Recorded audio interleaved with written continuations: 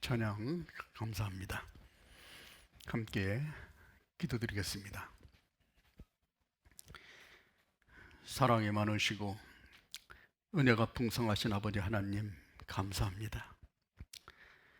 우리가 세상 가운데 살아갈 때 죄를 물마신같이 먹고 마시며 살던 저희들, 이제 주님 앞에 섰을 때 심판을 받아 영원히 고통을 받아야만 마땅한 저희들을 주님께서 사랑하심으로 그 높고 영광스러운 보좌 위에서 이 낮고 천한 세상에 오시고 저희들을 구원해 주시기 위해서 십자가에 달려 고나 주시고, 주님이 그 고귀한 보혈로 저희들의 죄를 사해 주시고 저희들을 구원해 주신 주님 감사합니다. 저희들을 구원해 주실 뿐만 아니라 이 세상에 살아가는 동안에도 홀로 고아와 같이 버려두지 아니하시고 늘 함께해 주시고 지켜주시고 인도해 주신 주님, 오늘도 주님의 십자가의 보혈로 고난을 얻은 우리 형제자매들 한자리에 모였습니다.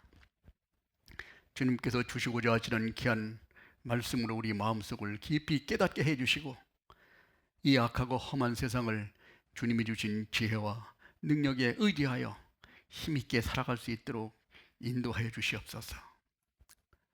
저희 중에는 건강치 못하여 치료받는 형제자매들, 전능하신 하나님의 능력으로 건강을 회복시켜 주시고, 마음이 정함이 없는 형제자매들, 진리의 말씀에 깊이 뿌리를 내려 모진 풍파에도 흔들림 없이 굳건하게 서 있을 수 있도록 도와주시고, 여러 가지 형편에 따라 어려움을 겪는 형제자매들 주님께서 보살펴 주시고 도와주셔서 주님을 섬기기에 조금도 부족함이 없도록 인도하여 주시옵소서. 오늘도 이 자리에 참석하지 못한 우리 형제자매들, 그 어디 있든지 있는 곳마다 함께 해주시고 혹 세상 유혹이나 제약에 넘어지지 않도록 지켜주시고 보호하여 주시옵소서. 오늘도 주 성령이 저와 함께 역사해 주실 것을 믿고 의지하면서 우리를 죄악 가운데서 구원해 주시고 언제나 저를 사랑하시는 거룩하신 주 예수님 이름으로 기도드렸습니다. 아멘. 성경 말씀 학개를 보겠습니다. 구약 성경 1310페이지입니다.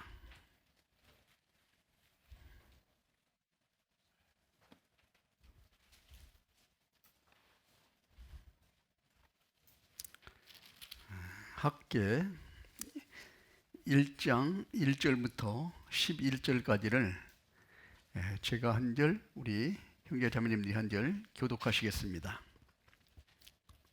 학개서 1장, 다리오 왕 2년 6월 곧 그달 초하루에 여호와의 말씀이 선지자 학개로 말미암아 스알레엘의 아들 유다 총독 스룹바벨과 요사닥의 아들 대제사장 여호수아에게 임하니라. 가라사대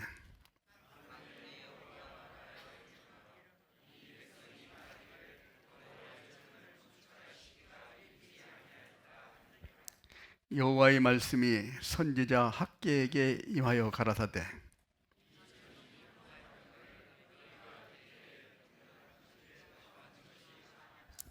그러므로 이제 나 만군의 여호와가 말하노니 너희는 자기의 소위를 살펴볼지니라.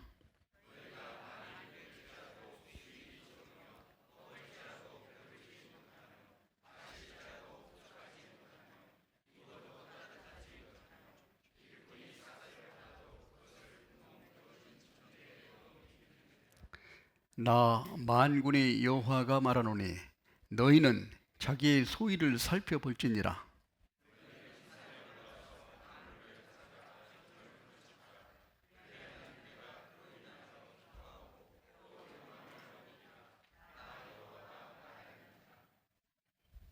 너희가 많은 것을 바랐으나 도리어 적었고 너희가 그것을 집으로 가져갔으나 내가 불어버렸느니라. 나 여호와의 만군의 여호와가 말하노라. 이것이 무슨 연고뇨? 내 집은 황무하였으되 너희는 각각 자기 집에 빨랐습니다.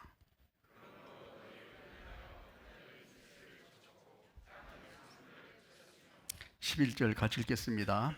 내가 한계를 불러 땅의 산에 곡물에 새 포도주에 기름에 땅의 모든 소산에 사람에게 육축에게 손으로 수고하는 모든 일에 임하게 하였느니라. 예, 거기까지. 안녕하세요. 예, 예. 날씨가 이제 한풀 꺾였습니다. 시원하지요? 예, 참 그야말로 하나님께서 뜨거운 여름이 지나고 이제 아주 참 산과 들에 모든 그 곡식들이 무르익는 그런 결실의 계절이 다가왔습니다. 오늘 아침에 일어나서 밖에 보니까 이 벼가 이제 딱 이제 올라와 가지고 뭐 꽃을 이렇게 피고 그랬더라고요. 예, 예. 하나님은 그를 통해서 매년 우리에게 많은 그런 교훈을 주신다고 생각을 합니다. 예. 그래서 이런 좋은 날씨에 하나님께서 우리에게 가장 바라는 것이 무엇일까 하는 생각을 깊이 한번 해보면서 오늘 말씀을 마음에 새겨보는 시간이 됐으면 합니다. 이 학계는 짧은 성경입니다. 1장과 2장에 걸쳐서 이렇게 말씀하셨는데 여기는 약 4개월 동안 4번에 걸쳐서 이렇게 말씀을 하신 내용인데 여기서 이스라엘 민족이 하나님에게 불순종함으로 인해서 이제 바벨론에서 이제 멸망을 해 포로로 바벨론에 끌려가고 70년은 지나고 나서 다시 이렇게 회복돼서 돌아오는데 참 하나님을 섬기고 하나님의 뜻대로 살아야 되는데 자기 개인적인 삶을 이렇게 치중하다 보니까 하나님을 소홀하게 여김으로써 하나님께서 징계를 내리시는 경고하시는 말씀이 이제 1장으로 기록되어 있고 2장에는 하나님의 말씀에 순종했을 때 이제 하나님께서 큰 축복을 우리에게 주시겠다는 그 약속의 말씀이 들어있는데 오늘 구체적으로 우리에게 주시는 하나님의 교훈을 한번 배워보도록 하겠습니다. 우리가 잘 알고 있는 것처럼 이스라엘 민족이 하나님에게 불순종하는 이런 많은 일들이 있었습니다. 그래서 BC 606년에 바벨론의 느부갓네살 왕이 1차로 이스라엘을 이렇게 침공했어요. 그리고 2차, 3차는 세 번에 걸쳐서 공격을 했는데 BC 586년에 이 이스라엘을 공격해서 이스라엘이 멸망을 했습니다. 그래서 이스라엘 민족을 이제 포로로 이제 바벨론으로 다 끌려간 사건이 바로 이 시대의 배경이라고 볼 수 있습니다. 거기서 바벨론에 가서 70년이 차면은 다시 돌아오겠다 하나님께서 약속해 주신 것처럼 그래서 70년을 살고 이제 돌아오는 그런 일이 있었습니다. 돌아올 때도 참 하나님의 크신 역사 속에서 자 바벨론이 페르시아한테 멸망을 해서 페르시아 초대왕이 고레스입니다. 고레스가 칙령을 내려서 이스라엘 민족을 자기 나라로 돌아갈 수 있도록 이렇게 하나님께서 역사해 주심으로 이스라엘로 돌아오는 횟수가 BC 536년이었습니다. 70년을 사고 나서 이제 돌아오는데 이제 BC 536년에 이제 이스라엘로 이제 처음에 들어왔는데 자 이스라엘로 돌아와서 이스라엘 민족들이 이제는 하나님을 섬기어야 되는데 멸망할 때 바벨론에 이스라엘에 있는 에룰랄렘 성전이 솔로몬 성전이 완전히 다 완전히 불타버렸죠. 그래서 이제 성전을 지으려고 이제 준비하는 그런 과정이 있었습니다. 자, 이렇게 성전을 준비하려고 이제 준비를 하고 있는데, 자, 옛날이나 지금이나 하나님의 역사가 이루어지는 곳은 항상 마귀가 방해를 하죠. 마귀 방해가 있었습니다. 그 내용이 에스라 4장부터 나오는 내용입니다. 한번 찾아보겠습니다. 여기 책갈피, 학계에다가 책갈피 꼽아 놓으시고, 에스라 4장.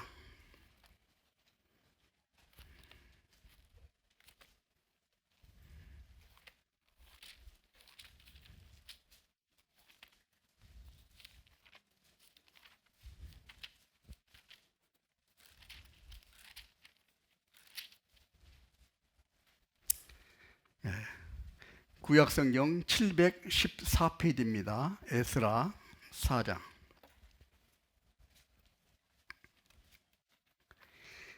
제가 읽어드리겠습니다. 4장 1절. 유다와 베냐민이 대적이 사로잡혔던 자의 자손 이스라엘 하나님 여호와를 위하여 전을 건축한다 함을 듣고 스룹바벨과 족장들에게 나와 이르되 우리로 너희와 함께 건축하게 하라. 우리도 너희 같이 너희 하나님을 구하노라. 아스루 왕의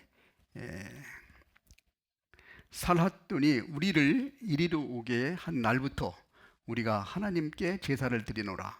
스룹바벨과 예수아와 기타 이스라엘 족장이 이르되 우리 하나님의 전을 건축하는데 너희는 우리와 상관이 없느니라.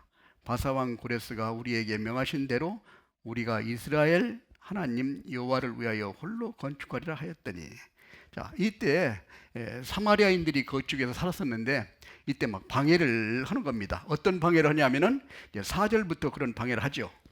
4절에 보면 그렇습니다.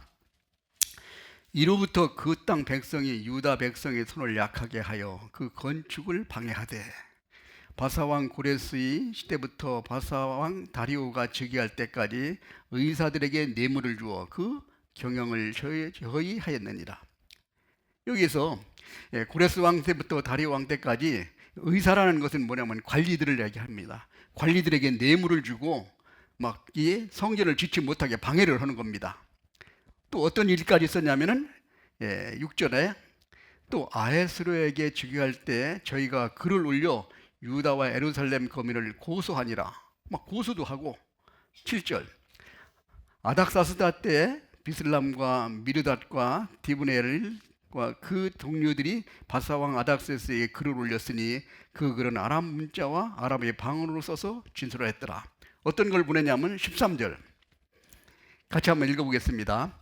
이제 왕은 아시옵소서. 만일 이 성읍을 건축하여 성곽을 마치면 저 무리는 다시는 조공과 잡새와 부새를 바치지 아니하리니 필경 왕들에게 손해가 되리이다. 자, 이와 같이 이제 성전을 짓고 하나님을 섬기는 마음으로 이제 돌아와서 성전을 지으려고 그러는데 마귀들이 이제 항상 방해를 하죠. 자. 우리가 참 이런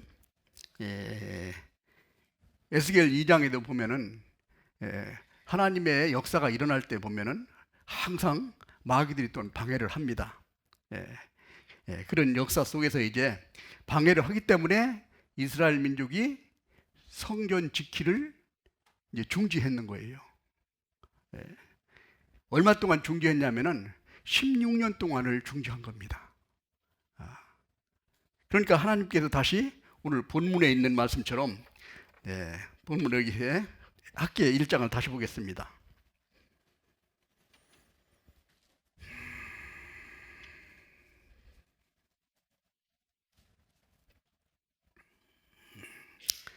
(1장) 2절 만군이 여호와가 말하여 이르노니 이 백성이 말하기를 여호와의 전을 건축할 시기가 이르지 아니하였다 하느니라.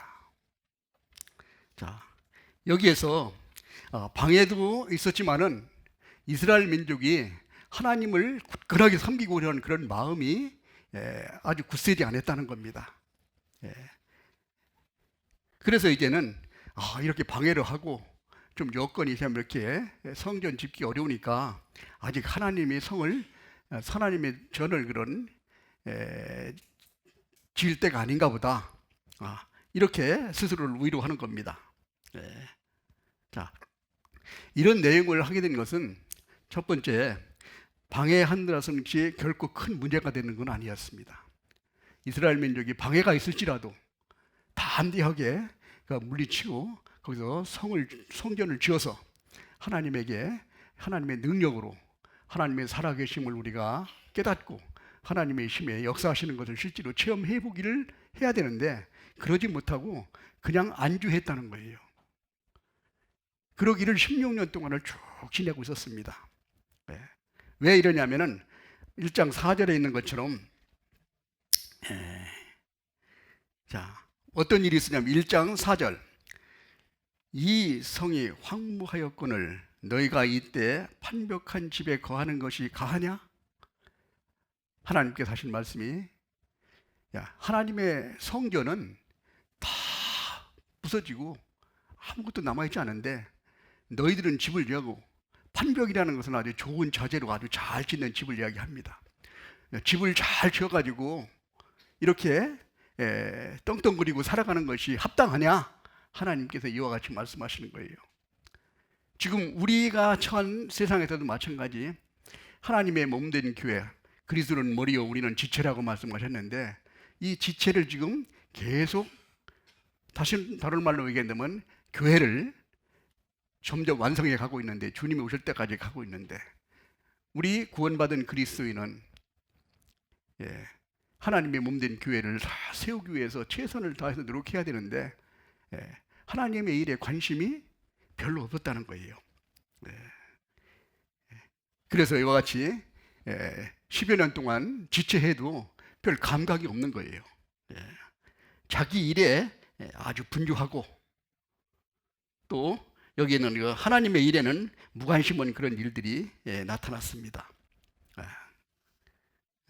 그래서 우리가 이런 상황이기 때문에 이제 하나님께서 다시 학계 선지자를 보내서 이와 같이 책망하는 겁니다. 그래서 이제는 너희들에게 전을 지으라고 하나님께서 경고를 하시는 내용을 우리에게 보여주고 있습니다. 자, 1장 8절에 한번 보죠.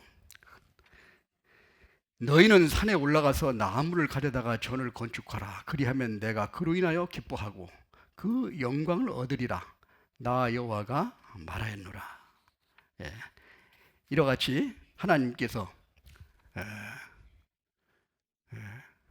전을 지을 것을 이제 명령하신 내용입니다. 자, 그래서 이제는 여기 있는 이스라엘 백성이 하는 말을 보면은 오늘 본문에 있는 말씀을 이 백성이 말하기를 여호와의 전을 건축할 시기가 이르지 아니하였다 한다는 거예요. 하나님의 전을 건축하는데 아직 때가 아닌가 보다. 이런 마음을 가지고 그거를 핑계로 삼았다는 겁니다. 자, 우리가 성경을 통해서도 쭉 그런 과거를 보면은 어떤 위기가 처했을 때 그것을 하나님의 의지하고 이제 극복해 나가는 것보다 다른 핑계거리를 자꾸 삼는다는 거예요.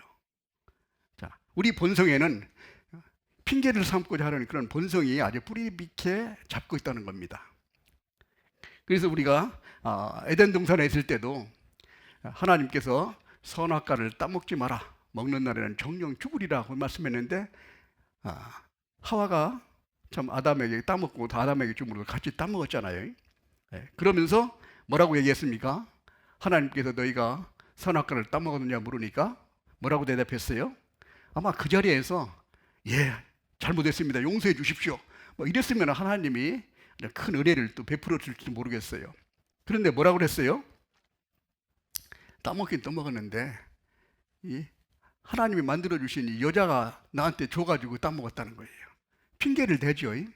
여자는 뭐라고 그랬습니까? 하나님이 뱀을 만들어서 뱀이 나를 참 유혹해가지고 내가 넘어져서 따먹었다고 이렇게 핑계를 대는 모습을 에덴 동산에서부터 우리에게 보여주고 있습니다. 그 다음에 우리가 가인과 아벨을 낳았을 때도 마찬가지죠. 하나님이 아벨의 제사를 받아주고 가인의 제사를 받지 않았을 때 가인이 화를 내가지고 이제 아벨을 때려 죽이는 이런 큰 살인 사건이 벌어졌습니다. 그때 뭐라고 그랬어요? 아벨이 어딨냐고 물었을 때 가인이 뭐라고 그랬습니까? 내가 동생을 지키는 자입니까? 라고 이렇게 좀 대드는 이런 모습도 보죠. 자, 그런 핑계를 대는 모습이 성경 속에서도 많이 나옵니다. 또 출애굽 때 이스라엘 민족이 애굽에서 나와가지고 광야 생활 쫙 하기 시작할 때 여기 있는 모세가 시내산에 올라가서 율법을 받기 위해서 40일 동안 있을 때 밑에서 기다리다 못해 많은 민족들이 막 금은 이런 것을 막 뽀내고 금송아지를 만드는 사건이 있었죠. 그때 모세가 내려와서 아론에게 얘기하니까 뭐라고 그랬습니까? 거기도 핑계를 대죠. 그 내용이 출애굽기 32장에 나옵니다. 한번 찾아보겠습니다. 출애굽기 32장.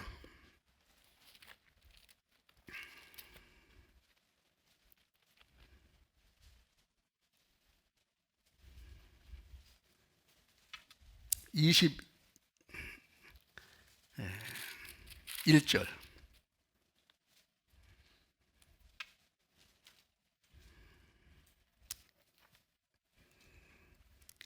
모세가 아론에게 이르되 이 백성이 내게 어떻게 하였기에 네가 그들로 죄 중에 빠지게 하였느냐? 아론이 가로되 내 주여 노하지 마소서. 이 백성이 악함을 당신이 아나이다. 그들이 내게 말하기를 우리를 위하여 우리를 인도한 신을 만들라. 이 모세 곧 우리를 애굽 땅에서 인도해낸 사람은 어찌 되었는지 알 수 없느라 하기에 24절 같이 읽겠습니다. 내가 그들에게 이르기를 금이 있는 자는 빼어내라 한즉 그들이 그것을 내게로 가져왔기로 내가 불에 던졌더니 이 송아지가 나왔나이다. 금을 다 모아가지고 불떡에 던지니까 송아지가 툭 튀어나왔습니까? 핑계를 대는 거예요. 내 잘못은 별로 없다. 이 백성들이 떠들어서 그런 거다라고 이렇게 핑계를 대는 모습을 봅니다. 우리가 잘 알고 있는 사울 왕, 참 초기에는 순진한 마음으로 참 왕이 됐는데 아멜렉 족속을 완전히 진멸을 하고 올 때 완전히 진멸하지 말고 아각 왕과 거기 있는 좋은 짐승들을 가져와서 왜 가져왔냐고 보니까 뭐라고 그랬어요? 하나님에게 좋은 짐승을 제사 드리려고 가져왔다고 얘기했죠. 그렇게 핑계대는 모습을 봅니다. 자, 우리 그리스도인들도 어떤 상황에 처하면은 핑계를 대는 마음속에 속에서 자꾸 올라온다는 거예요.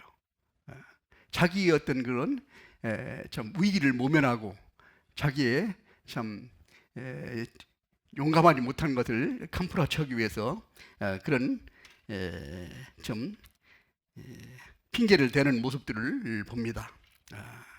어떤 때는 환경을 탓하기도 하고 어떤 때는 많은 이런 일들을 이제 실제로 이런 모습들을 봅니다. 우리에게도 전도할 기회가 주어졌음에도 지금은 아직 때가 아니다라고 생각할 때가 있다는 거예요. 그 부모님이나 아니면 가족들이나 아니면 이웃들에게도 전도할 때 보면은 부모님이 아주 강팍한다든지 아니면 그를 위해서 좀 반대를 한다든지 그러면은 우리가 주춤주춤 그러죠. 그러면서 아직 때가 아닌가 봐라고 기다려 봅니다. 저희가 가장 안타까운 것을 많이 볼 때는 뭐냐면은 그 참 연세가 높아지고 아니면은 그 일을 무슨 사고를 당해서 그 중환자실에 있을 때 이제 더 뒤로 물러설 데가 없잖아요. 그러니까 이때 상담을 요청하는 거 보면은 그때 참 중환자실에 가서 참 숨 넘어가는 그런 참 영혼을 보고 상담하는 게 참 안타깝게 이럴 데 없습니다. 그 젊었을 때 많은 시간 동안에는 다 그대로 흘려보내고 마지막에 이렇게 참 상담을 요청하는 그런 모습을 보면은 참 상당히 안타깝습니다. 하나님께서는 뭐라고 말씀하십니까? 디모데후서 2장 1절에 보면은 하나님 아빠 산자와 죽은 자를 심판하실 그리스도 예수 앞에서 그의 나타나실 것과 그의 나라를 두고 엄히 명하노니 너희는 말씀을 전파하라. 때를 얻든지 못 얻든지 항상 힘쓰라. 범사의 오래 참음과 가르침으로 경계하며 권하라. 때를 얻든지 못 얻든지 다른 모든 일보다도 사람 살리는 일이 제일 중요하잖아요. 죽어가는 사람이 있다면 모든 일을 젖혀놓고 우리가 하듯이 그것보다 더 중요한 일은 죽어가는 영혼을 살리는 것은 그것보다 훨씬 더 중요합니다. 그 일이 가장 중요함에도 불구하고 자꾸 뒤로 미루다 아직은 때가 안 됐나 보다. 아직은 때가 안 됐어. 때가 언제 때를 말하고 있는 겁니까? 그분이 나중에 말씀을 스스로 찾을 때를 말하고 있습니까? 절대로 그런 일은 없어요. 그래서 하나님께서는 때를 얻든지 못 얻든지 항상 힘쓰라고 말씀을 하고 계신 겁니다. 그래서 우리가 이럴 때는 어떤 핑계거리를 찾을 게 아니라 하나님의 능력을 의지하고 담대하게 극복해 나가는 것을 우리에게 교훈해 주고 있습니다. 요한복음 6장에 보면은 여기 있는 예수님이 오셨을 때 많은 사람들이 예수님을 말씀을 듣기 위해서 따라올 때가 있었습니다. 한번 찾아보겠습니다. 요한복음 6장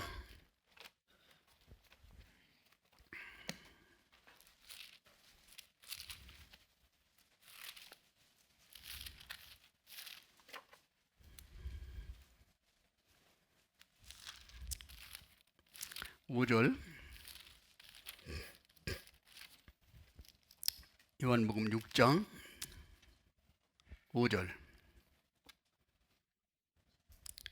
예수께서 눈을 들어 큰 무리가 자기에게 오는 것을 보시고 빌립에게 이르되 우리가 어디서 떡을 사서 이 사람들로 먹게 하겠느냐 하시니, 이렇게 말씀하시면 친히 어떻게 하실 것을 아시고 빌립을 시험코자 하심이라. 빌립이 대답하여 가로되 각 사람으로 조금씩 받게 할지라도 200데나리온의 떡이 부족하리이다. 자, 여기서 우리가 한 가지 생각해 볼 수 있는 것은 예수님이 여기 있는 빌립을 한번 시험해 보려고 이 많은 사람들이 막 예수님의 말씀을 들으러 따라오는 거예요. 때가 됐으니까 뭘 먹여야 할 거 아니겠어요. 그래서 이 사람들을 먹이려면 어디서 떡을 사서 이 사람들을 먹게 하겠느냐라고 이야기하니까 빌립이 아주 머리가 잘 돌아가는 사람인 것 같아요. 쫙 보더니 계산에 쫙 나오는데 보니까 이 사람들을 먹이려면 200데나리온은 가져야 됩니다. 200데나리온은 얼마겠어요? 한 데나리온이 어른 남자의 하루 품삯입니다. 요즘으로 계산하면 하루에 10만 원 번다면은 200일치의 그 돈이 있어야 된다는 거예요. 그럼 200일은 얼마겠어요? 10만 원이면? 계산 한번 해보세요. 다른 거 계산하지 말고 이런 걸 계산 잘해야 돼. 2천만 원은 있어야 다 먹일 수 있다는 거예요. 자, 빌립은 참 머리가 좋고 참 빈틈이 없죠. 그러나 여기서 우리가 계산을 해보니까 결국 된다는 거예요, 안 된다는 거예요? 불가능하다는 얘기를 하고 있는 겁니다. 교회 안에서도 이런 생각을 하고 있는 사람들이 많이 있다는 거예요.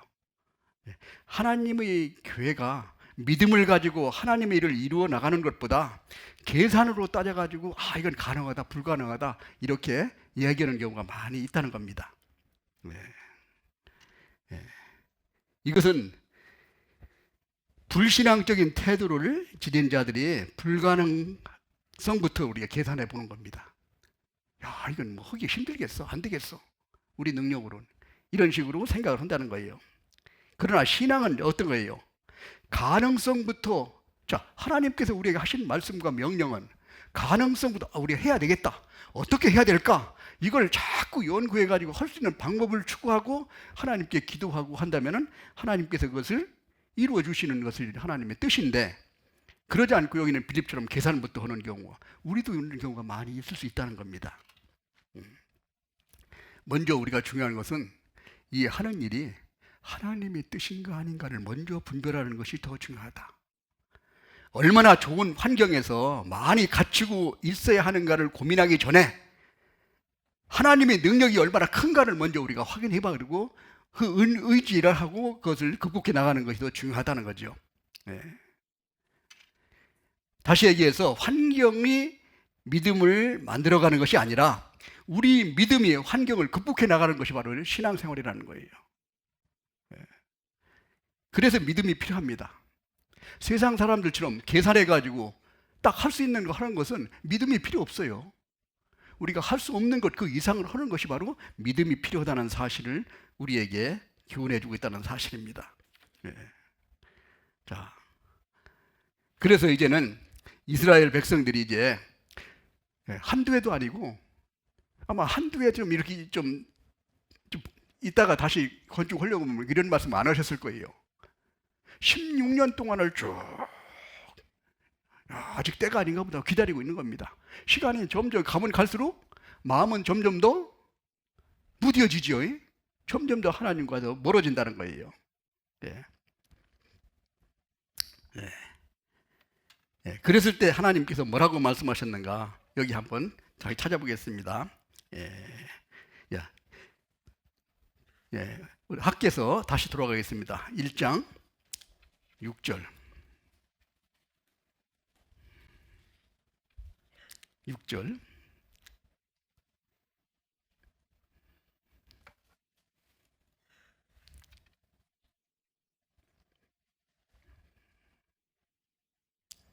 (5절부터) 제가 읽어드리겠습니다. 그러므로 이제 만군의 여호와가 말하노니 너희는 자기의 소유를 살펴볼지니라. 자기를 되돌아보라는 거죠. 6절 같이 읽겠습니다. 너희가 많이 뿌릴지라도 수입이 적으며 먹을지라도 배부르지 못하며 마실지라도 흡족하지 못하며 입어도 따뜻하지 못하며 일꾼이 삭을 받아도 그것을 구멍을 뚫어 전대에 넣음이 되었느니라. 나 여호와가 만군의 말하노니 너희는 자기의 소유를 살펴볼지라. 이렇게 경고하시는 겁니다. 너희들이 16년 동안 살아보면서 지금까지 열심히 일하고 돈을 많이 벌고 참 잘 살려고 노력을 했는데 너희 형편이 어떠냐 이겁니다. 하나님의 은혜를 받은 그리스도인은 하나님의 축복과 기쁨과 즐거움 속에서 살아가는 것이 정상적입니다. 그런데 그렇게 해보니까 많이 뿌릴지라도 이 수입이 이게 열매가 별로 안 넣죠. 많이 먹을지라도 배부르지 않고 마실지라도 흡족하지 않고 입어도 따뜻하지 않고 품삯을 받아도 구멍 뚫려가지고 자꾸 새나간다는 거예요. 그러니까 니들 왜 그런지 다시 한번 살펴봐라. 너희 신앙생활을 똑바로 하고 있느냐 이런 생각을 하나님께서 책망하시는 거예요.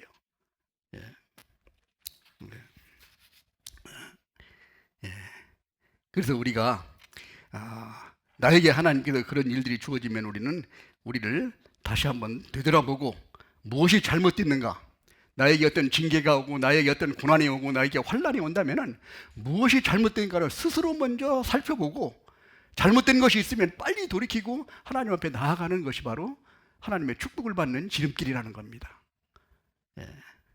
여기서도 이제 이스라엘 민족에 그와 같이 말씀을 하시는 거예요. 그러시면서 뭐라고 말하냐면은, 자, 여기에 8절 같이 읽어보겠습니다. 너희는 산에 올라가서 나무를 가져다가 전을 건축하라. 그리하면 내가 그로 인하여 기뻐하고 또 영광을 얻으리라. 나 여호와가 말하였느니라. 너희는 산에 올라가서 나무를 베어다가 이 성전을 만들어라.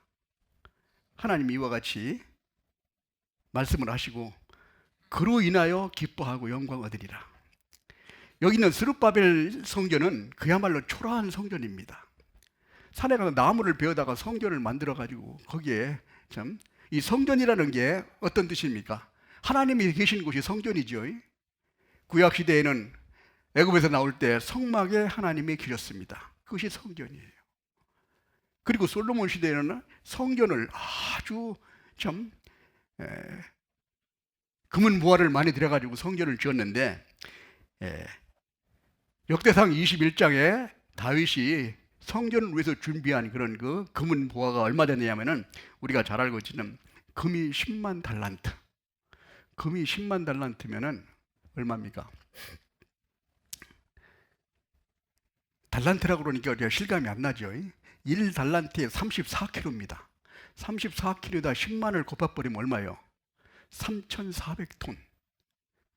3,400톤이면은 금이 계산하기 이렇게 한번 살짝 계산해 보면은 1kg에 약 8천만 원 정도 갈 겁니다.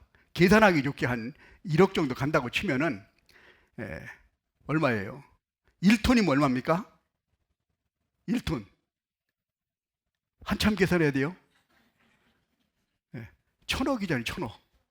1,000억에다가 3,400톤이면 얼마예요? 340조. 우리 예산의 한 반 정도 되는 거예요. 1년 예산에. 금이 그렇고, 은이 얼마냐면은, 금이 100만 달란트라고 그랬습니다.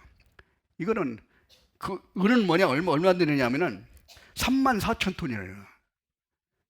그렇게 아주 번쩍번쩍 막, 금덩어리로 막 거의 만들다시피 하는 그런 성전이 있었는데, 이 성전보다 여기 있는, 스룹바벨 시대에 이 진 성전은 나무 잘라다가 이제 나무로 딱 해가지고 이제 집을 짓는 건데 얼마나 초라하겠어요. 왜? 그러나 하나님께서는 그 성전을 더 귀하다고 말씀하셨습니다. 자, 학계 2장 9절 보겠습니다.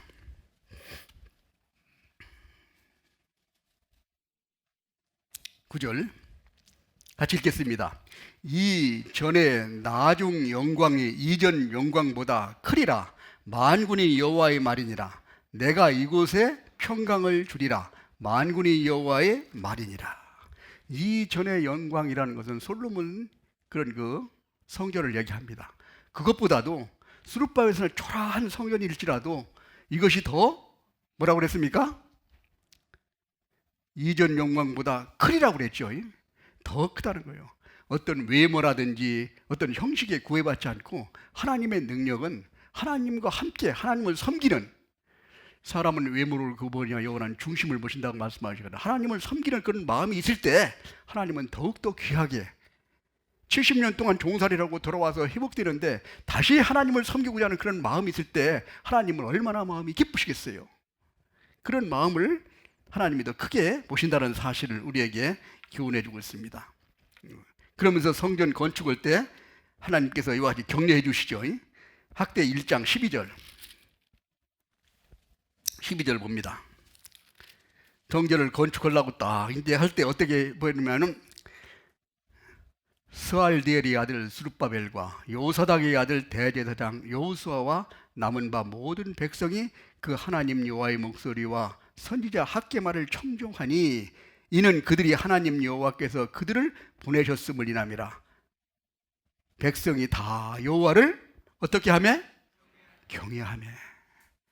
자, 학개의 말을 청종했다고 그랬습니다. 이제 신앙이 회복될 때는 가장 먼저 일어나는 것이 바로 하나님 말씀을 들을 때 하나님 말씀에 감동을 받아 하나님의 참 흥분이 되고 참 열정이 올라와서 하나님의 전을 만때 막 희생하고 봉사하고 헌신하고 이런 일들이 생긴다는 것을 우리에게 교훈해 줍니다. 자, 그러면서 뭐라고 했어요? 때 여호와의 사자가 여호와의 명을 의지하여 백성에게 구하여 가로되 나 여호와가 말하노니, 같이 읽겠습니다. 내가 너희와 함께 하노라 하셨느니라 하니라. 내가 너희와 함께 한다. 우리가 여호수아 1장에 보면은 여호수아가 가나안 땅을 정복할 때 하나님께서 여호수아에게 하신 말씀이 있어요. 내가 모세와 함께 한 것 같이 너희와 함께 하겠다. 좌로나 우로나 치우치지 말고 담대하게 하나님 의지하고 나아가라고 하나님께 말씀하셨죠. 그러면서 두려워 말고 놀라지 말라. 왜? 두려워하는 일도 생기고 놀라워할 일도 생길 수 있다는 겁니다. 그러나 하나님 말씀을 의지하고 담대히 나아갈 때 하나님께서는 여호수아를 통해서 가나안 땅을 정복하는데 10년 동안, 8년 동안 전쟁을 했는데 약 31명이 왕을 정복했습니다. 계속 전쟁에서 승리하는 거예요. 중간에 한번 실패했으면 다시 전쟁하는 것은 상당히 어렵습니다. 전쟁이라는 것은 큰 전쟁이나 작은 전쟁이나 목숨을 걸고 하는 거기 때문에 피해를 한번 받으면 회복되는데 많은 시간이 걸리는 거예요. 그러나 8년 동안 전쟁을 하는데 계속 승리를 한다는 것은 사람으로서는 불가능한 겁니다. 확률을 따져보면 승리하거나 패배하거나 두 가지 방법 중에서 31승분의 1 하면 10억분의 1의 확률이 나옵니다. 그러니까 이것은 하나님이 역사가 아니면 불가능하다는 걸 얘기해 줍니다.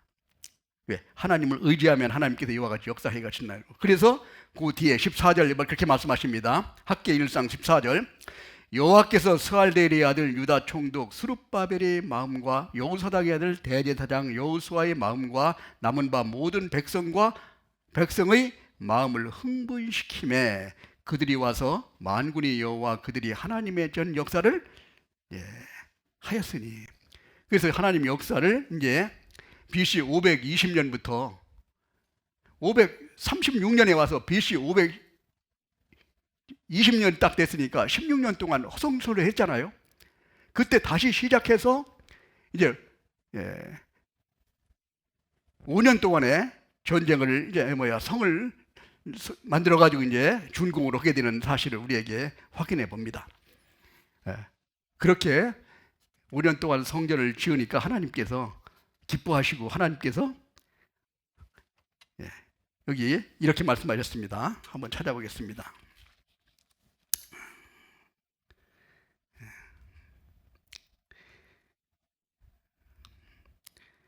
학계 2장 7절 같이 읽겠습니다. 또한 만국을 진동시킬 것이며 만국의 보배가 이르리니 내가 영광으로 이전을 충만케 하리라. 만군의 여호와의 말이니라. 자, 그러면서 23절 나 만군의 여호와가 말하노라. 스알델의 아들 내 종 스룹바벨아 나 여호와가 말하노라. 그날에 내가 너를 취하고 너로 인을 삼으리니 이는 내가 너를 택하였음이라. 만군의 여호와의 말이니라. 이와 같이 하나님이 큰 축복을 해주는 이 모습을 봅니다.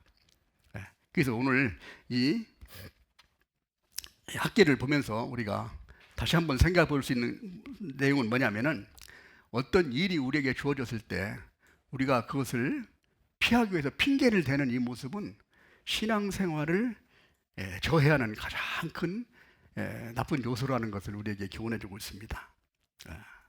누가복음 14장에 한번 찾아보겠습니다. 누가복음 14장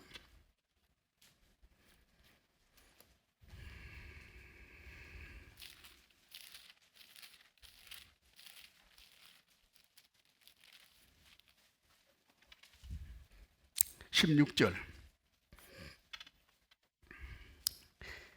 이르시되 어떤 사람이 큰 잔치를 배설하고 많은 사람을 청하였더니 잔치할 시간에 그 청했던 자들에게 종을 보내어 가로되 오소서 모든 것을 준비하였나이다 하매 다 일치하게 사양하여 하나는 가로되 나는 밭을 샀음에 불갑을 나가보아야 하겠으니 청컨대 나를 용서하도록 하라 하고 또 하나는 가로되 나는 소 5겨리를 샀음에 시험하러 가니 청컨대 나를 용서하도록 하라 하고 또 하나는 가로되 나는 장가 들었으니 그러므로 가지 못하겠노라 하는지라.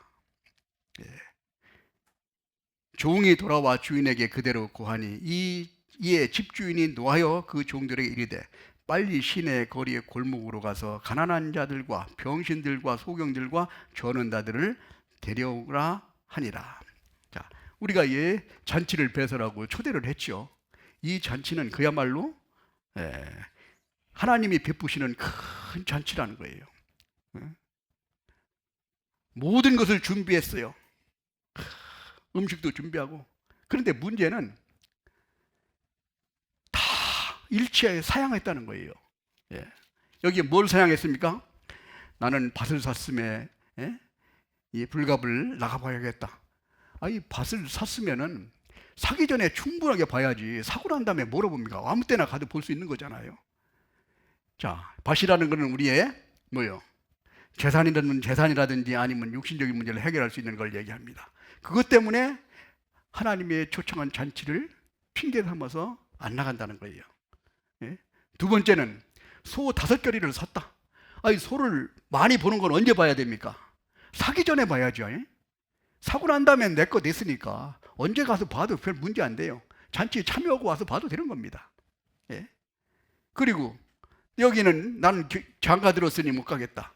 아니, 결혼했으면 자기 부인하고 언제든지 기쁘고 즐겁게 생활할 수 있는데 왜 하필이면 잔치에 가가지고 즐길 수도 있는데, 이렇게 핑계를 댐으로써 이들은 나중에 결국 별거 아닌 핑계라고 생각되지만 영원히 멸망 가운데 벌어지는 그런 일들이 벌어진다는 사실입니다. 그래서 우리가 신앙생활할 때 중요한 것은 뭐냐? 첫 번째는 핑계를 대는 일은 철저히 제거해야 된다는 거예요. 우리 마음속에는 갑자기 무슨 일이 닥쳐오면은 피하려는 마음이 있어가지고 다른 것을 이렇게 핑계를 대는 경우가 종종 올라온다는 거예요. 첫 번째는 무엇을 이제 핑계로 답니까? 대개 보면 첫 번째, 환경을 핑계를 많이 댄다는 거예요. 내가 좋은 회사에 다녔으면, 아니면 내가 큰 참 물질이 많았으면 뭐 신앙생활 하는데 좀 잘할 수 있다든지, 아니면 어떤 뭐 여러 가지 등등 이렇게 이런 걸 했습니다. 그것은 핑계에 지나지 않는다는 거예요. 진짜 핑계를 잘 극복한 사람들을 보면은 우리가 성경에서 다니엘 같은 사람, 다니엘은 자기 신앙을 지키기 위해서 목숨을 건 사람입니다.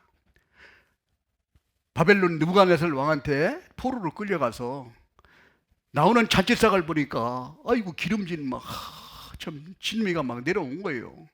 아이고 이 포로가 이렇게 대접받는 건 얼마나 참 대단한 건데, 근데 보니까 이게 제사 지내는 음식이 올라왔다는 겁니다. 내가 제사 지내는 음식 먹어가지고 내 신앙이 더러워지는 것을 나는 받아들이지 못하겠다 결심하고, 다니엘은 뜻을 정하여 왕이 주는 음식을 거절했다는 것은 목이 10개라도 못 당합니다. 그런데 거기서 자기 하나님에게 정결하게 유지하기 위해서 목숨을 내놓은 그 다니엘을 하나님이 보시기에 얼마나 기특했겠어요. 그런 다니엘을 하나님이 지켜주셨다는 사실. 환경으로 말하면 다니엘은 핑계댈 수 있습니다.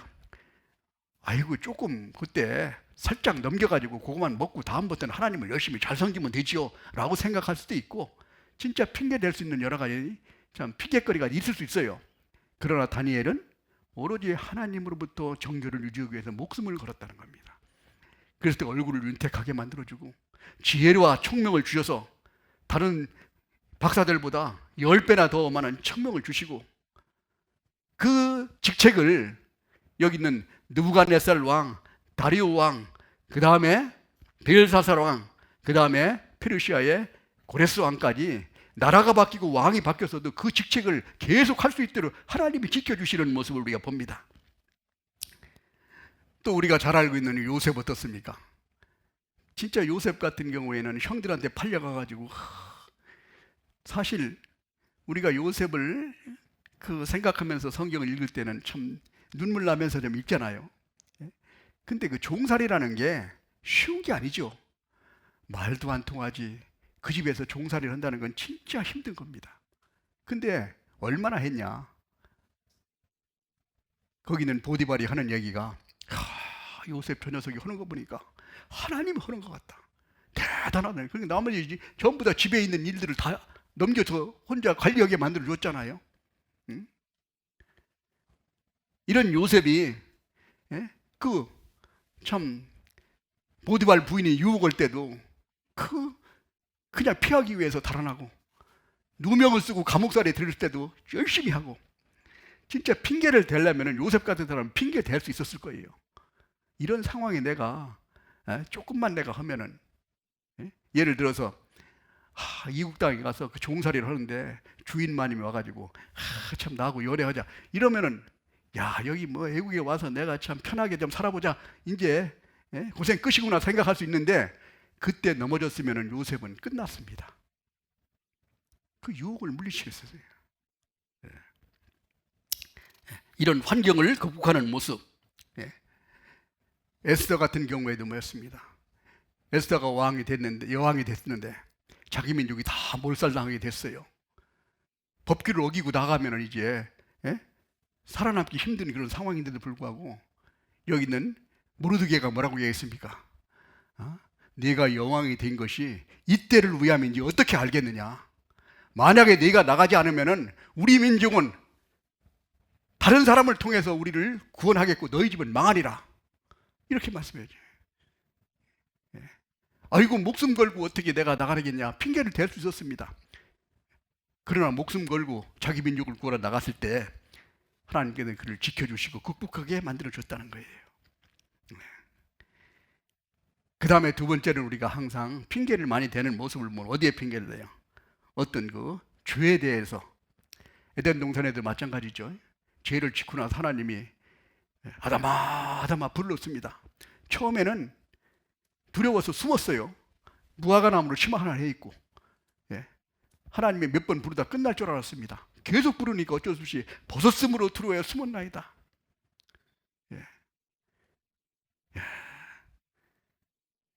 이렇게 이야기했을 때 벗었다고 자복을 하니까 하나님께서 짐승을 잡아서 지금 이야기하는 그 무수탕 한 번씩 해줘가지고 너희들은 쫓겨내고 그것을 네 지금은 내쫓지만은 이 피가 희생된 것은 다시 내가 회복시켜 주겠다는 하나님의 뜻이 있어졌다는 겁니다. 그와 마찬가지로 여기서 우리가 어떤 것을 잠시 동안 모면하기 위해서 우리가 어떤 핑계를 댄다면은 우리 신앙적으로는 큰 손해를 볼 수 있다는 거예요. 가끔 우리는 참 하나님 말씀을 듣자 아니면 우리가 같이 참 하나님의 일을 좀 같이 참여하자고 그러면은 뭐라고 얘기합니까? 내가 바빠가지고 참 나가기 힘든데 시간이 없다고 그러죠. 말씀 좀 듣자 그러면 시간 좀 없다고 그럽니다. 그런데 그 사람들을 보면은 자기가 좋아하는 일은 다 해. 그렇죠?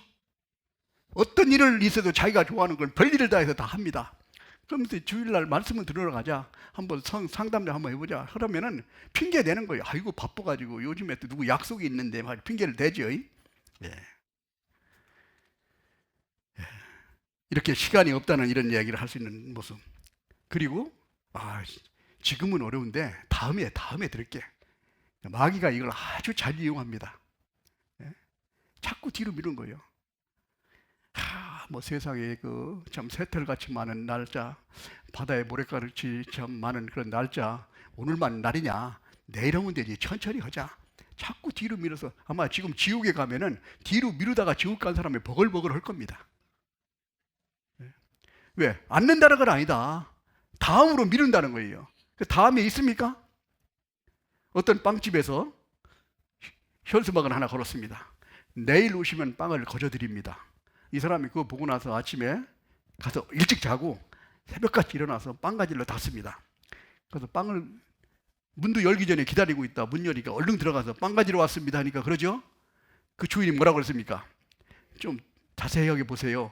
언제 오시면? 내일 오시면. 오늘은 아니라는 거예요. 내일 오면 준다는 거예요. 그래서 내일은 우리 것이 아닙니다. 내일은 하나님이 나에게 허락하셔야 살 수 있는 그런 시간이라는 거예요. 오늘 일을 내가 충실히 하고 내가 맡겨있는 걸 충실히 하고 살아가는 것이 가장 지혜로운 거라는 걸 우리에게 교훈해 주고 있습니다. 그 다음에 또 우리는 좀 거리가 좀 멀고 그러면 교회당이 좀 나오자고 그러면 아이고 멀어가지고 어떻게 가나 이런 생각합니다. 애인이 있으면은 아마 멀긴 하서 외국에라도 찾아가는 거예요. 이거 핑계에 예칠하지 않습니다. 이디오피아에 있는 슈바 여왕은 솔로몬의 지혜를 듣기 위해서 약 한 1500km를 왔던 거예요. 그때 금은 보화를 싸가지고. 그게 멀어서 못 갑니까? 동방 박사들은 이란서부터 예루살렘까지 예수님을 만나기 위해서 그 거리를 막 찾아온 거예요.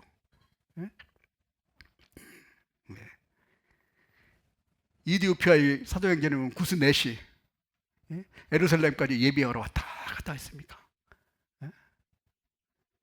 거리가 얼마나 먼데도 하나님을 사모하는 마음이 있으니까 계속 따라가는 그런 모습을 봅니다.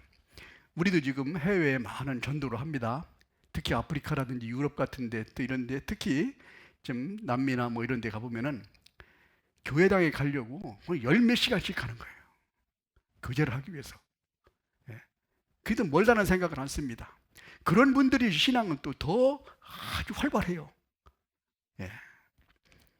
그래서 우리는 핑계에 지나야 된다. 핑계는 항상 이런 문제를 가져간다 합니다. 그리고 우리가 또 우리가 신앙을 참 성장하기 위해서는 과거에 내가 살았던 것 이것을 너무 붙들고 있으면은 내가 앞으로 나가는데 문제가 돼요. 과거는 잊어버리고 표대를 향하여 하나님께서 예비하신 상을 바라보고 달려가는 것이 신앙생활입니다. 과거를 바라보고 사는 사람은 후회를 한다고 얘기합니다. 또 미래를 바라보고 사는 사람은 불안하다고 해요. 뭐가 어떨지 될지 모르니까. 그러나 현재 나에게 주어진 이 상황이 바로 내가 할 일이라는 것. 내가 현재에 충실했을 때 내가 편안하게 할 수 있습니다. 내일은 무슨 일이 물다도 지금 무슨 일인지 압니다. 지금 있는 일에 대해 내가 할 일은 내가 확실히 안다는 거예요. 지금 일을 하나님 바라보고 열심히 한다면 내일은 보장되어 있다는 사실입니다. 그걸 우리가 그렇게 살아간다는 거예요. 예, 그래서 우리가 이와 같이 나에게 지금 처해 있는 이 상황 속에서 내가 열정을 가지고 주님을 따라가는 믿음의 주요 또 온전케 하신 예수를 바라보자. 믿음의 주요, 믿음의 대상이라는 뜻이죠. 또 온전케 하시에 누구를 온전케 합니까? 하나님이 나를 온전케 합니다. 우리 부모님들이 자기 자녀를 다 성공하기를 원합니다. 그래서 다 뒷바라지 해주잖아요. 없는 돈도 빌려다가 뒷바라지를 해줍니다. 사람도 그와 같이 뒷바라지를 해주는데 사람은 주고 싶어도 줄 게 없어서 못 주지만 하나님은 주고 싶은 건 다 주시는 분입니다. 하나님도 우리 하나님의 자녀가 성공하기를 원하시고 계세요. 하나님은 그런 능력을 가지고 계신 분입니다. 그 능력을 가지고 계신 분이 우리를 성공시켜준다면 우리는 그 뜻에 따라서 순종만 하면 우리는 축복을 받는 것은 보장되어 있는 거예요. 그럼에도 불구하고 우리가 자꾸 변명하고 아니면 우리가 핑계를 대고 자꾸 회피하려고 하는 것은 가장 어리석은 일이라는 거예요. 특히 우리 전도할 때도 마찬가지죠. 전도할 때도 많은 핑계를 대는 일이 있는데 가장 중요한 일부터 아이젠하워 대통령이 항상 생각하는 게 그렇답니다. 가장 중요한 것이 뭐냐? 가장 긴급한 것이 뭐냐? 이걸 항상 찾아보고 그거를 자기가 직접 가장 중요하고 가장 긴급한 것은 자기 스스로 그걸 해나갔다고 합니다. 그래서 우리가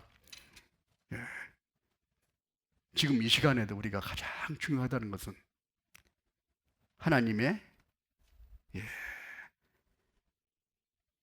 능력에 의지해서 그 영혼을 구원받고 이 구원받는 일을 우선적으로 하고 난 다음에 요한 3서에 나와 있는 말씀처럼 뭐라고 그랬습니까? 내 영혼이 잘됨 같이 범사에 잘되고 강건하기를 내가 간구한다.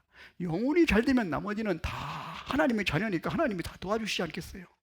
사랑하는 자녀에게 하나님께서는 자기 아들을 아끼지 아니하시고 내어주시니까 이 아들과 함께 모든 일을 하나님이 은사로 주지 아니하시겠느냐? 아들까지 주었는데 뭐를 못 주겠습니까? 하나님은 주실 거 다 주시는 분이에요. 그리고 내가 성공하기를 하나님이 가장 원하시는 분이 하나님이에요. 나에게 모든 걸 주어도 하나님은 기쁘시는 분입니다. 그러니까 하나님은 하시는 말씀이 구하라 그러면 주실 것이요 찾으라 그러면 열릴 것이요 두드리려 하면 열릴 것이다. 우리에게 하나님께서 말씀을 하시고 계신 겁니다. 그런 하나님을 우리가 하나님을 아버지로 삼고 하나님의 자녀가 되는 권세를 우리에게 주시는 것처럼 하나님에게 온전하게 의지하고 나아갈 때 하나님은 우리를 온전하게 하나님 뜻대로 아마 성공시킬 겁니다. 그래서 우리가 잘 알고 있는 것처럼 우리가 핑계를 많이 대는 사람들을 보면 우리가 현대그룹의 정주영 회장님이 그런 얘기를 했다죠. 거기에 보면은 그 책도 나와 있잖아요. 예. 그래 이거 해봤냐고 물어봤다고 그랬죠. 하도 밑에서 정주영 씨는 진짜 그야말로 많이 배우지 못한 사람입니다. 시골에서 고등학교인가 나와가지고 서울로 이제 참 저 강원도 거기서 와가지고 이제 예, 그 노가다부터 시작해가지고 참 이렇게 성공한 분인데 자기 밑에는 많이 공부한 박사들이 많이 있었습니다. 박사들에게 임무를 주고 해보라 그러니까 이건 이래서 안 되고 저래서 안 되고 그러겠죠. 그래서 저 서산 간척지 만들 때도 박사들한테 얘기하니까 도저히 불가능하다고 얘기한 겁니다. 그래서 정주영 회장이 그랬다죠. 너 해봤냐? 어? 그러면서 나중에 뭐라고 했습니까? 외국에서 폐선 하나 갖다가 거기다 돌멩이 집어넣어가지고 딱 막아가지고 그 간척지를 막아냈지 않습니까? 그래서 세계적으로 정주영 공법이라고 얘기합니다. 실제로 우리가 세상에서도 의지를 가지고 있는 사람은 이게 참 성공하는구나 이런 것을 많이 우리가 볼 수 있습니다. 아마 주변에도 성공한 분들 보면은 다른 사람 같지 않게 특별한 그런 어떤 의지하는 어떤 그런 의지력이 아주 강한 사람들을 볼 수 있을 겁니다. 하물며 하나님의 자녀가 하나님을 의지하고 나갈 때 하나님께서는 우리에게 더 큰 하나님의 영광을 주시고자 하신다는 사실을 우리는 확실히 알고 나갈 수 있을 겁니다. 자, 학계 2장을 다시 한번 찾아보겠습니다. 그런 자에게 하나님께서는 학계 2장 6절 나 만군의 여호와가 말하노라 조금 있으면 내가 하늘과 땅과 바다와 육지를 진동시킬 것이요. 7절 같이 읽겠습니다. 또한 만국을 진동시킬 것이며 만국의 보배가 이르리니 내가 영광으로 이전에 충만케 하리라. 만군의 여호와의 말이니라. 자, 하나님 말씀으로서 이 성전을 참 지었을 때 하나님께서 여기 보배를 만국의 보배가 이르겠다고 그랬습니다. 자, 그러면 우리가 그리스도인으로서는 보배가 뭘까? 세상 사람들은 물질적인 것이 보배일 겁니다. 그래서 지금도 죽기 살기로 그 물질을 모으려고 밤을 새워가면서 노력을 하고 고생을 합니다. 그리고 쾌락을 위해서 먹고 마시고 즐기는 걸 위해서 온갖 것을 다 씁니다. 세상적인 이런 것을 그래서 채우려고 노력을 하죠. 그것이 세상 사람들한테는 보배일 겁니다. 그러나 구원받은 그리스도인은 보배가 다릅니다. 자, 구원받은 그리스도인은 보배가 뭐예요? 시편 18편 1절에 보면은 나의 힘이 되신 여호와여 내가 주를 사랑하나이다. 다윗은 그야말로 주님을 진짜 사랑한 사람입니다. 위험한 곳에서도 하나님에게 의지하고 나가는 그런 마음. 양을 칠 때도 하나님의 도우심을 받고 전쟁 났을 때 골리앗을 때려 눕히는 것도 있었고 그 다음에는 사울 왕이 근위대 3,000명을 데리고 10년 동안을 죽이려고 쫓아다녔는데 그 중에서도 하나님만 붙들고 간절하게 살아간 그 다윗. 그런 역경이 있게 만들어준 것은 나중에 하나님께서 다윗에게 가장 위대한 이스라엘 왕을 만들어 주시기 위한 준비 과정이었다는 거예요. 그래서 다윗을 사도행전에 뭐라고 했습니까? 내 마음에 합한 사람이라. 하나님 마음하고 다 같다. 다윗에게 모든 것을 하나님이 다 이루어 주시겠다고 하나님이 약속을 하셨단 말이에요. 예수님 제자들을 부를 때 예수님은 제자들이 자기 하던 일을 다 버려두고 주님을 따랐습니다. 바울 사도는 복음을 깨닫고 나서 그야말로 하나님의 복음을 위해서 목숨을 걸고 복음을 전하러 다니는 사람입니다. 목숨을 걸고 다니니까 가는 곳마다 복음을 전할 때 구원받는 역사가 일어나서 교회를 세워주게 됐습니다. 1차, 2차, 3차 나중에 로마까지 가서 로마에 가면은 목자리에 죽는다는 걸 알았습니다. 그럼에도 불구하고 로마에 가서 복음을 전하는 그 바울 사도의 모습, 우리가 잘 알고 있지만 바울은 참 하나님 나라 셋째 하늘까지 갔다 왔다고 그랬습니다. 천국을 보고 온 사람이에요. 천국을 보고 왔는데 그 표현이 고린도전서 2장에 보면은 하나님의 사랑하는 자를 위하여 예비한 것은 눈으로 보지도 못하고 귀로 듣지도 못하고 마음으로 생각지도 못하였다. 그런 엄청난 것이 준비되어 있기 때문에 목숨 걸고 살아도 내가 여한이 없다. 담대하게 목숨을 버리고 살았다는 겁니다. 확실히 아니까. 예. 하나님을 믿는 믿음. 예. 우리는 주님의 십자가의 보혈로 우리 죄를 다 사해 주시고 우리가 구원받고 그야말로 영원한 생명을 우리는 살아갈 수 있는 그런 자격을 받고 그렇게 살아가고 있다는 겁니다. 그것보다 더 큰 게 어디 있겠습니까? 세상에서도 그냥 몇 년 더 살려고 얼마나 사람들이 노력을 해요. 보약을 먹고 운동을 하고 별짓 다 하잖아요. 10년, 20년도 아니고 우리 영원히 그것도 영광을 누리며 하나님과 함께 살아가는 그런 영광 속에서 우리가 살아갈 수 있는 그런 약속을 받고 살아간다는 겁니다. 이것은 사실이에요. 앞으로 몇십 년 후에 아마 주님이 오시면 더 가까워질 수 있지만은 아마 우리는 그곳에서 우리는 같이 교제할 겁니다. 그때 우리 천안 동북교에서 같이 교제했는데 그때 참 열심히 살더니 그야말로 참 상급이 참 영광을 많이 차지했구나 라고 할 겁니다. 자, 그 다음에 두 번째, 우리는 과연 어떤 것을 보배로 삼고 살아가야 되느냐. 두 번째는 뭐냐? 성경 말씀입니다. 말씀이 보배예요. 말씀은 그야말로 우리에게 가장 귀중한 것을 주시고자 하는 하나님 말씀. 이것을 세상 사람들은 쉽게 생각한다는 거예요. 자, 디모데후서 3장 우리 한번 잘 찾아보죠.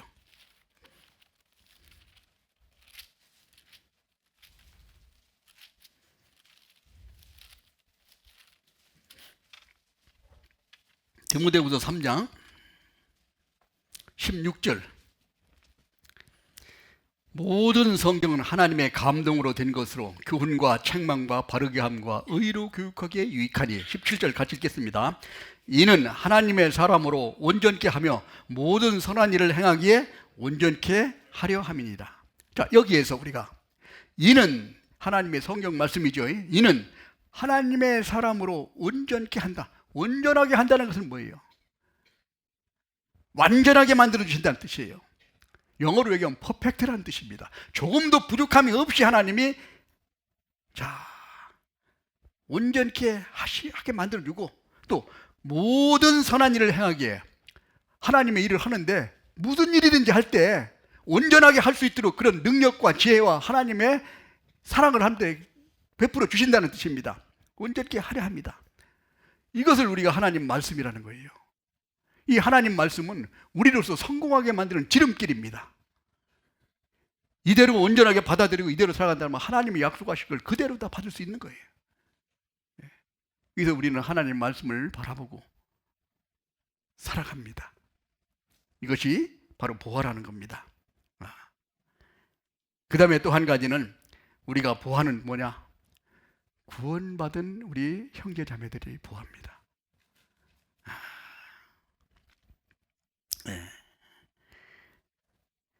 우리가 시편 16편에 땅에 있는 모든 성도는 나의 모든 즐거움이라고 말씀하신 것처럼 우리 형제 자매들은 하나님이 나에게 왜 같이 우리를 살아갈 수 있도록 만들어 주셨어요.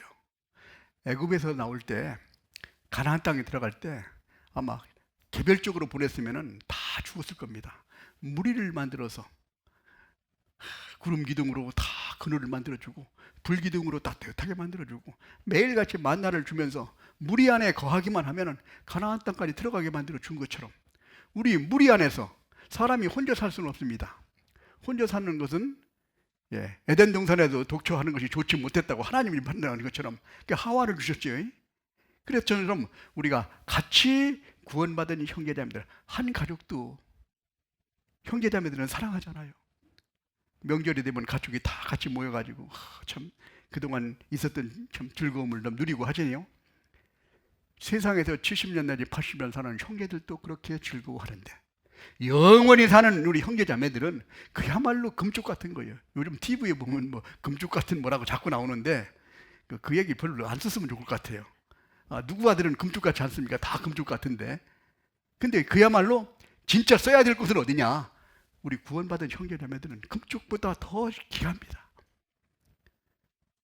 이 형제자매들은 나를 위해서 하나님께서 여기에 같이 생활하게 하나님이 만들어 주셨다는 거예요. 자, 우리는 그 지체라고 말했습니다. 내가 한 지체라면 이 몸을 위해서 내 지체가 있는 거예요. 예? 내가 할 수 있는 일은 지체라면 무슨 일을 할 수 있겠어요? 꼬부렸다 폈다 이것밖에 못 할 텐데 몸에 붙어 있으면 몸에 있는 모든 기쁨과 즐거움을 같이 누릴 수 있습니다. 같이 붙어 있는 것이 중요한 거예요. 예? 어떤 지체가 불필요한 지체가 있는 게 아니죠. 다 서로를 위해서, 우리를 위해서 있는 거예요. 하나님은 이 교회를 얼마나 중요하게 생각합니까? 구원받은 그 무리들을 교회라고 얘기하는데 그 속에 하나님이 함께 계셔서 하나님이 하시고자 하시는 모든 일을 이루어 가시고자 하시는 것이 바로 하나님의 계획입니다. 세상의 모든 것을 다 멸망시켜도 하나님의 교회는 환난 전에 취해 가신다는 말씀이 있는 것처럼 집이 이사 갈 때 다른 건 다 버리고 가도 자식은 데리고 가잖아요. 중요하니까. 예, 그래서 우리가 구원받은 그리스도는 그야말로 형제자매들이다. 가장 하나님의 마음이 아픈 건 어떤 게 마음이 아플까? 구원받은 그리스도인이 다투고 싸우는 거, 이걸 제일 마음이 아플 겁니다. 부모님이 자기 자식이 여럿이 있는데 자식이 잘 못 살더라도 화목하게 살면 기쁠 겁니다. 그냥 잘 싸고 해도 막 치고받고 싸우면 그것처럼 마음이 아플 게 없을 거예요. 마찬가지로 하나님도 구원받은 우리 형제 자매들이 서로가 보살펴주고 감싸주고 사랑하고 이런 걸 보면은 하나님이 얼마나 기쁘시겠어요. 하나님을 기쁘시게 하면 소원을 들어주시겠다고 했나? 얼마나 기쁘시면은. 네. 그래서 우리가 교회라는 것은 그야말로 하나님이 우리와 함께 계셔서 하나님의 역사를 이루어 가시는 그런 가장 귀중한 존재가 바로 교회라는 거예요. 그걸 우리가 알아야 됩니다. 예. 그리고 또 한 가지, 보배는 구원받지 못한 잃어버린 영혼들이 또 보배라는 거예요. 예. 그 구원받지 못한 그 영혼들을 하나님 말씀을 듣고 깨닫고 구원받게 만들어서 하나님의 영광에 참여하게 하는 것이 바로 하나님의 목적이 바로 예수님을 통해서 그 일을 하리죠 보내셨다는 겁니다. 그래서 다니엘서에 나와 있는 것처럼 많은 사람을 하나님께 들어온 자는 영원토록 빛나리라. 우리는 밖에 있는 영혼도 그냥 멸시하면 안 됩니다. 넌 구원도 못 받아 지옥 갈 사람이니까 이렇게 생각하면 안 돼요. 그 영혼 불쌍히 여기고 죽어가는 사람이 있다면 얼마나 불쌍해요. 살려줄 수 있는데 병원에만 데려가면 살릴 수 있으면 데려다주면 살릴 수 있습니다. 세상에 의술은 실수하는 일이 있을지 몰라도 하나님은 실수하시는 분이 아닙니다. 하나님에게 모시고만 오면, 하나님에게 데려만 오면 그 영혼은 어떠한 영혼이라도 그 영혼을 구원받아서 천국에 갈 수 있도록 하나님이 역사해 주십니다. 그 일을 하나님은 우리에게 맡겨주셨다는 거예요. 그래서 오늘 본문에 있는 말씀을 보면은 하나님께서 학계 1장에 보면은 이제 하나님의 전을 건축하라 라고 말씀을, 성전을 건축하라는 말은 뭐냐? 아직도 하나님의 성전은 지어져 가고 있습니다. 성전 교회가 끝나면은 주님이 재림하실 겁니다. 그때 우리 가기 전에 이제 얼마 안 남았어요. 마지막 기회라고 할 수 있습니다. 그래서 하나님께서 우리가 마지막에 우리에게 주신 그 일을 우리가 온전히 감당함으로써 우리가 하나님의 큰 기쁘시게 해드리고 우리는 영광을 누리는 그런 일들이 되었습니다. 그리고 또 한 가지, 천국은 하나님은 진짜 우리가 갈 수 있는 그 영원한 거룩한 성, 천국이야말로 우리가 참 부하죠. 그것은 하나님께서 우리에게 만들어 주신 것, 이것은 우리를 갈 수 있도록 하나님께서 다 마련해 주셨다는 사실, 이 사실만 생각한다면 세상에 있는 자지얼굴한 거 가지고 싸울 수 없을 겁니다. 조그만 것 가지고 우리가 서로가 다투거나 아니면 마음이 상하지 않는다는 거예요. 왜?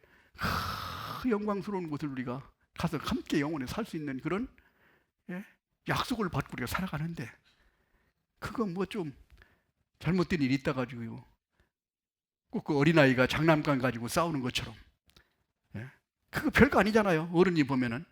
마찬가지로 하나님께서도 우리에게 그 영광스러운 것이 예비해 놓으셨다는 사실, 상주심을 바라보고 나아갈 때 하나님께서는 큰 기쁨을 누리시고 우리는 영광을 누릴 수 있을 겁니다. 이 일을 위해서 우리가 앞으로 남은 시간, 귀중한 시간들을 좀 귀하게 사용할 수 있는 그런 기회가 됐으면 합니다. 같이 기도하겠습니다. 자비로우시고 은혜로우신 아버지 하나님, 감사합니다. 영원히 멸망받을 수밖에 없는 저희들을 구원해 주시고 천국의 소망을 가지고 살아갈 수 있도록 인도해 주신 주님, 감사합니다. 오늘도 이렇게 우리 주님의 십자가의 보혈로 고난을 얻는 형제자매들 하나님의 말씀으로 인도해 주시고, 또 하나님 은혜 가운데 살아갈 수 있도록 인도해 주시고, 또 앞으로 준비되어 있는 우리 참 축의 수양회와 또 대전도 집회를 위해서 저희들이 귀하게 쓰임 받을 수 있도록 주님께서 역사해 주시고, 아직도 구원받지 못한 우리 가족들, 친척들, 이웃들에게 귀한 하나님의 복음을 전하여 함께 하나님의 영광에 참여할 수 있도록 인도하여 주시옵소서. 앞으로 모든 것도 오로지 주님의 거룩하신 능력에만 의지하오며 우리를 사랑하시는 거룩하신 주 예수님 이름으로 기도드렸습니다. 아멘.